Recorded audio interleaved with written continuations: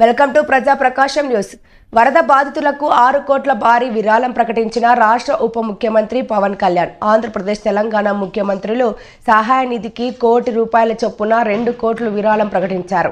వరద ప్రభావంలో దెబ్బతిన్న 400 పంచాయతీలకు ₹1,00,000 చొప్పున 4 కోట్లు విరాళం ప్రకటించారు. డిప్యూటీ సీఎం పవన్ కళ్యాణ్ విరాళం ప్రకటనతో జనసేన నాయకులు, కార్యకర్తలలో నూతన ఉత్సాహం వెల్లివిరిసి మేము సైతం అని రాష్ట్ర వ్యాప్తంగా ఉన్న జన సైనికులు విరాళాల సేకరణకు మరియు తమకు తోచిన సహాయ సహకారాలు అందించేందుకు సమాయత్తమవుతున్నారు.